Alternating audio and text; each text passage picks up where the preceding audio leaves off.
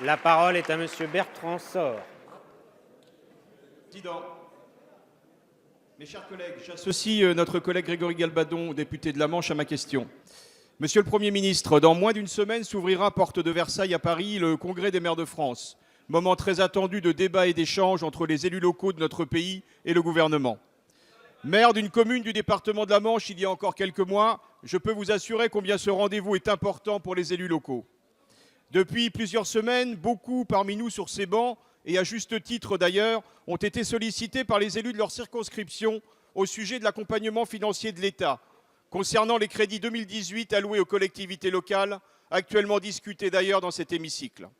Ces nombreuses questions concernent par exemple la DGF, la DETR ou la DSIL, ces aides qui favorisent le bon fonctionnement quotidien de nos collectivités et aussi un investissement profitable au tissu économique local.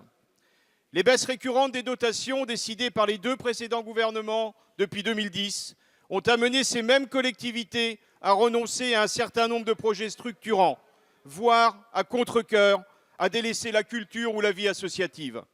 Au moment de construire leur budget de fonctionnement pour 2018, de valider les investissements promis ou de faire évoluer les plans pluriannuels d'investissement, les élus locaux sont légitimement demandeurs de garanties durables de l'État.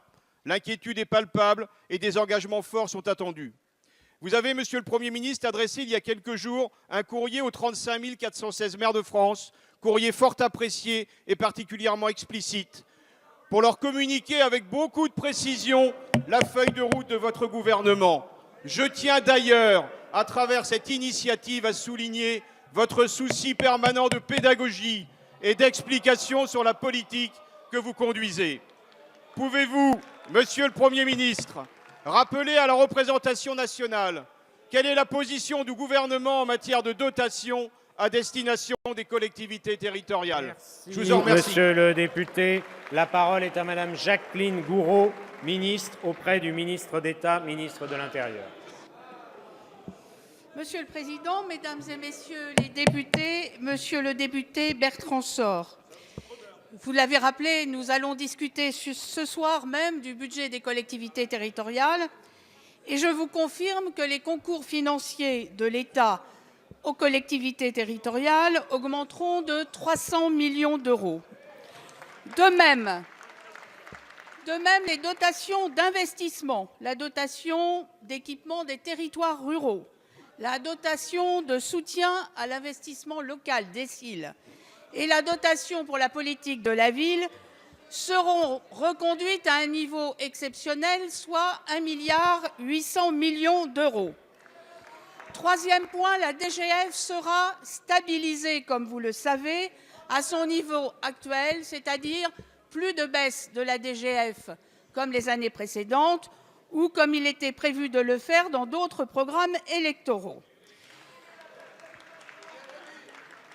Je vous rappelle aussi que la péréquation au sein de la DGF progressera de 180 millions d'euros. Par ailleurs, à l'issue de différentes concertations avec les collectivités territoriales, le gouvernement a décidé de la mise en place de soutiens exceptionnels aux collectivités territoriales. Un soutien exceptionnel de 100 millions d'euros aux départements de métropole et d'outre-mer en situation financière tendue sera mobilisé afin de tenir compte des difficultés structurelles liées aux dépenses d'allocation individuelle de solidarité. Pour la collectivité de Saint-Martin, très durement touchée par l'ouragan Irma, la loi de finances rectificative ouvrira 50 millions de crédits afin de faire face à ces pertes de base fiscale. L'État prendra enfin à sa charge, à hauteur de 12 millions d'euros, les dégrèvements